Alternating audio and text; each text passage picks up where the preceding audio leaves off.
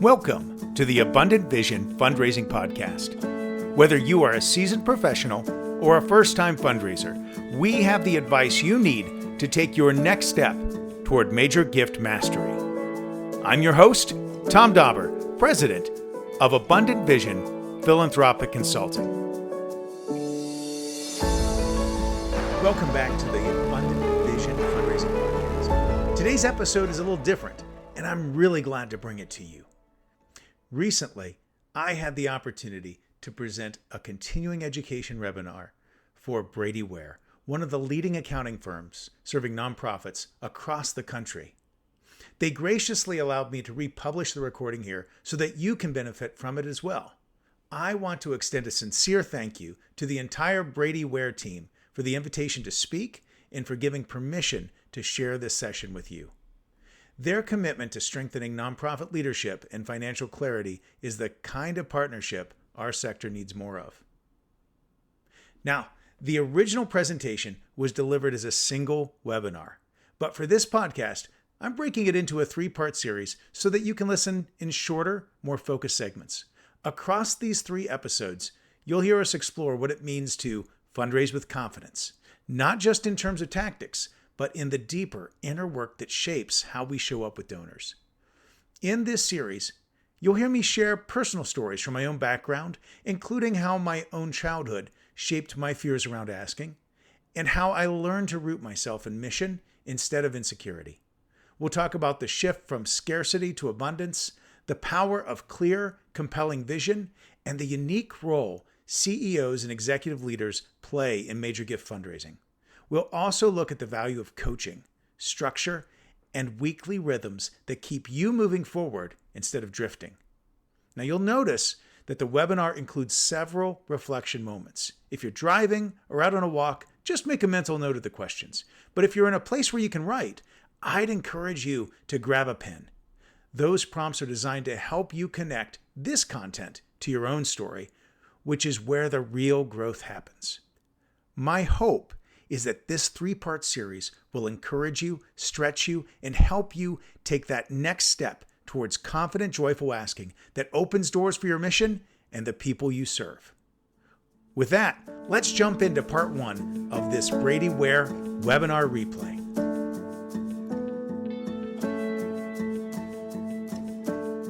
Good morning. Before we dive into today's topic, let me share a little bit about myself. I'm a Central Ohio native and a proud graduate of Johnstown Monroe High School and Bowling Green State University. But my real education came from the nearly 3 decades of working in higher education, faith-based and healthcare fundraising. I presently serve as Chief Advancement Officer for Dauber International, and I'm also the founder and president of the Abundant Vision Philanthropic Consulting, where I provide coaching and consultation services for major gift work and fundraising campaigns. I also host a podcast called the Abundant Vision Fundraising Podcast. My podcast is full of interviews with fundraising veterans and helpful advice about fundraising. My show is available on Spotify, Apple, YouTube, and most places where podcasts can be found. As you can tell, I keep very busy, but when I'm not focused on the fundraising world, I'm trying new restaurants with my brilliant wife, traveling to places, going hiking, running with my dogs, or spending time with our 4 adult children. My professional life has been deeply shaped by both personal and family experiences with money and with asking. Like many of you, my journey has included moments of real struggle and moments of breakthrough. Sharing those experiences is important to me because they form the backdrop for why I believe so strongly in helping people overcome the barriers that prevent us from fundraising with confidence. My hope is that we will connect today, not just around the topic of fundraising, but what it means to think of ourselves holistically and how all the experiences of our lives shape our fundraising. Now, before we get too far in, let me give you a roadmap for where we're going today. We're going to explore how to solicit financial support from a place of confidence. Our experience of confidence comes from many different places. This can include our family and cultural background, our psychology, and even our understanding of our organization. They all shape the way we view asking, money, and generosity. I'll share some personal stories from my own journey as a fundraiser, and we'll pause along the way for you to reflect on your own experiences. We'll also explore ways we can develop greater fundraising confidence so that we can inspire philanthropy with bold asks and big, clear vision. Lastly, we'll talk about the role of the CEO, why it's so important in fundraising, and how strategic coaching and peer mentoring can put you on the fast track to fundraising success. By the end, my hope is that you'll walk away with a clearer understanding of how your background impacts your fundraising. And more importantly, some practical ways to move forward with confidence and freedom in your asking. I want to stress again, today I'm going to be asking you some important questions for reflection during this presentation. These are going to be very personal questions. I'm not looking for responses, but I do really hope you'll take time to engage with your own heart and answer them. Thinking about these questions is going to position you to fundraise with confidence. Now, as I mentioned, our personal backgrounds play an outsized role in how we see the world and how we view money. I grew up in a home where I was afraid to ask. We were very poor, and it was unacceptable to want things for yourself.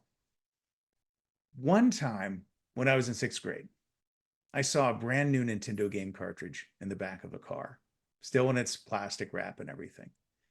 It seemed very expensive to me, and I was worried that my parents were spending too much on me. And for a game I wasn't particularly crazy about.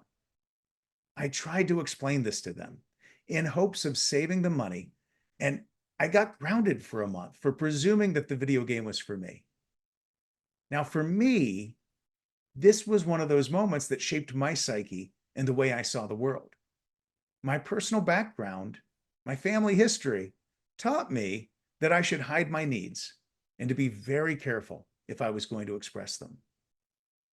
Now, fast forward to my first fundraising job. I was raising monthly pledges working for Central Ohio Youth for Christ. I got a meeting set with one of my mentors from college. I intended on asking him to make a pledge, but after spending hours talking about the work my organization was doing and my part in it, I just couldn't do it. There was this awkward silence. I thanked him for his time and I left. I drove 2 hours home asking myself, why hadn't I been able to pull the trigger? I had quite a bit of experience speaking in front of groups and even sending solicitations by mail. I felt like I was a strong communicator, but to my surprise, I discovered that the lessons that I had learned as a child had given me a real fear of asking for money, especially for pledges that would go to directly support me and the work I was doing. I'm betting we've all had moments like this when we miss the opportunity to make an ask out of fear. The connection between my childhood beliefs and my reticence to ask took me time to understand. But some of you may not have taken the time to consider this. So I want to pause for a moment now.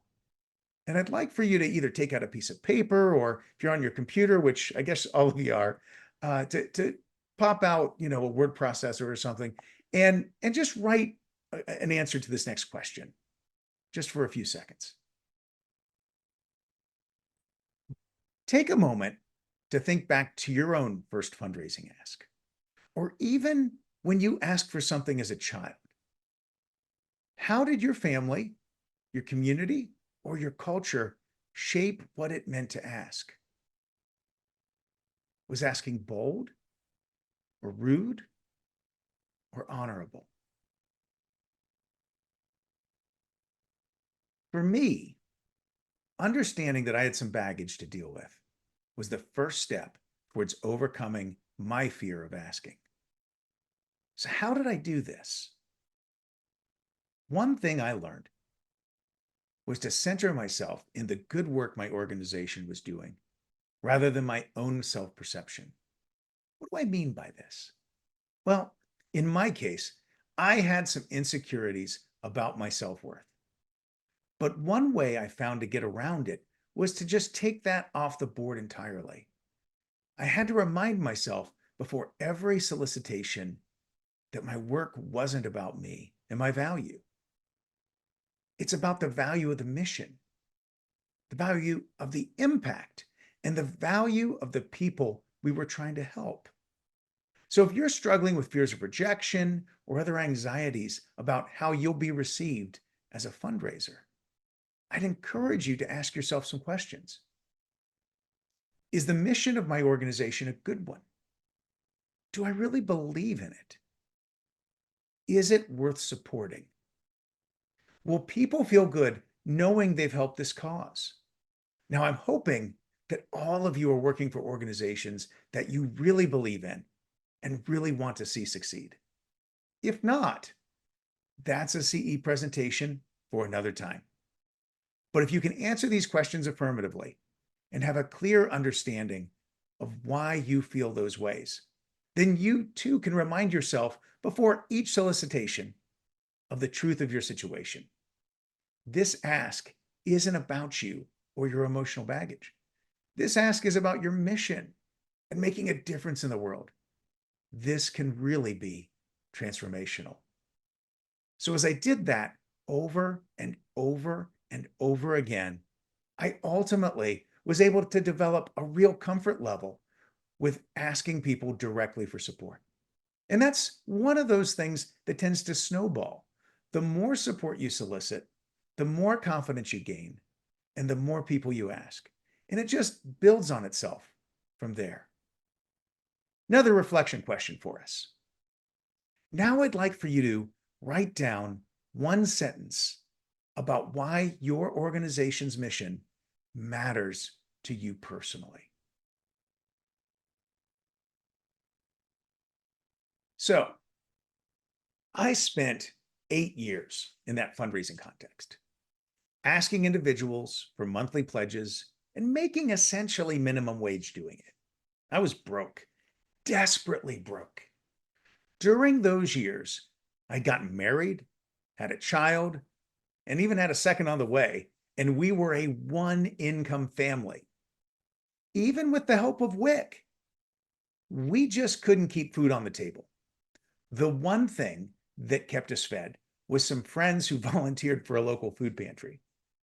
They would actually go to Panera, pick up day-old bread and pastries, and then swing by our home so that we could have first dibs on whatever they picked up that day. As a dad and as a husband, you can imagine this was an incredibly hard time of my life. You see, I carried real baggage from my childhood about finances. My mom was terrible with money. She ran up credit cards. My stepdad didn't make much. And one time, I remember even having to sell some of my favorite toys in a garage sale just to help pay the electric bill that month. There was all this stress and scarcity mindset about money growing up. To find myself in a similar position, to see my daughter going through the same sorts of things I experienced was really, really tough. Now, the net result of this was that I had a view of money that was deeply tied to scarcity. To me at the time, $25 seemed like so much money. On the occasions that I did find someone who would donate $100 or more a month, I was blown away. I couldn't imagine anyone having that type of room in their budget.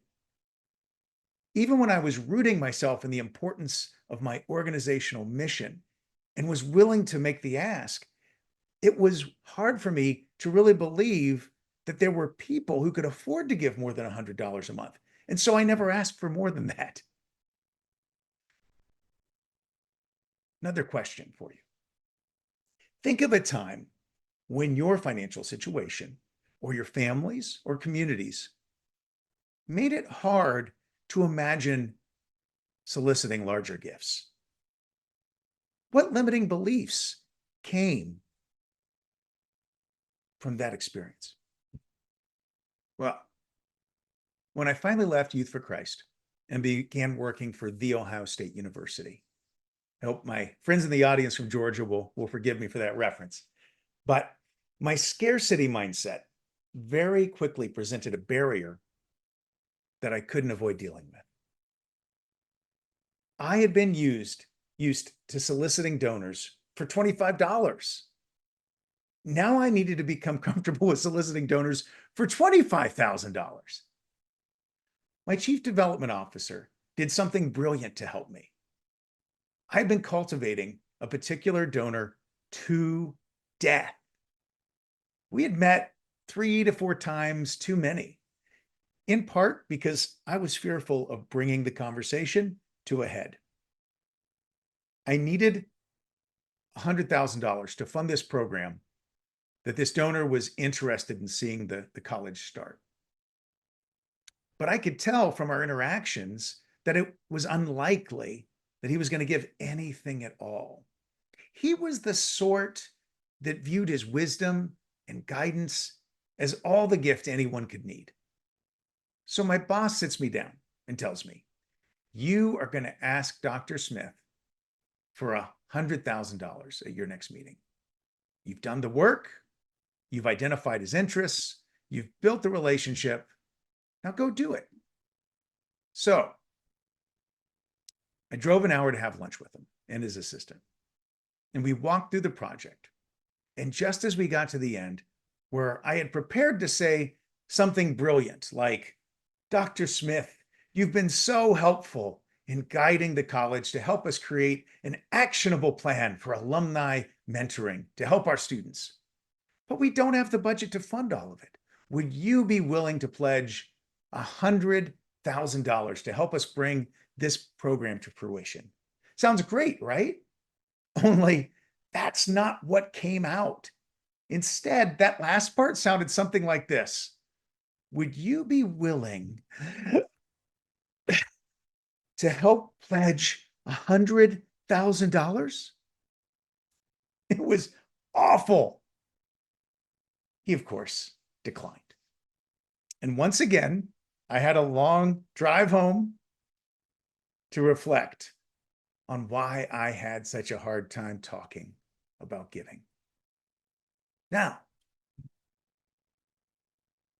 getting over this didn't happen overnight. But the first step I needed to take was definitely soliciting someone I knew who would turn me down and seeing firsthand that it was okay. No one was mad at me. My honor was intact. I had done my job, and now I could move on to other people. It was okay to get a no.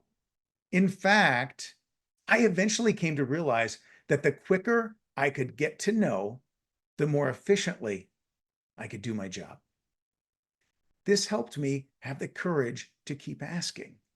And eventually, I came to see that there really is a percentage of people in this world who have $100,000 to give and who would very much like to give it to a worthy cause.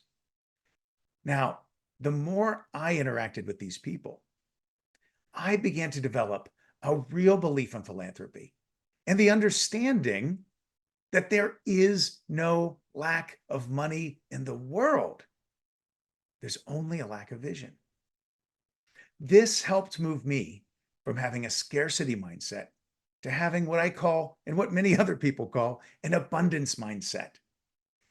A mindset that believes deeply that the world is full of people who care and who want to make a difference with their money, if we can only show them how to do it. So the answer, if this is something you're dealing with, if you're afraid to ask, if you're fearful of rejection,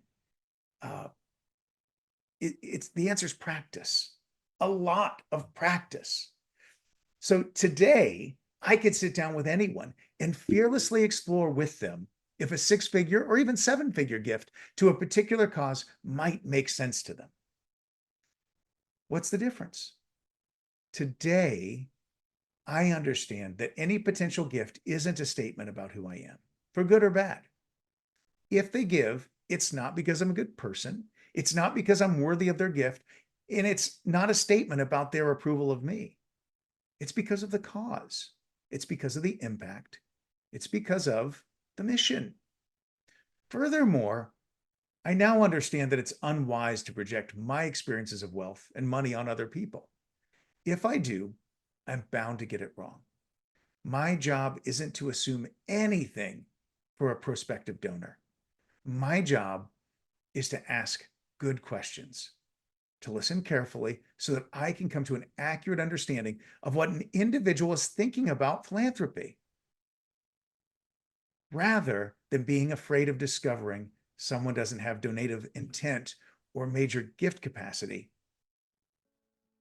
I'm actually glad to know it.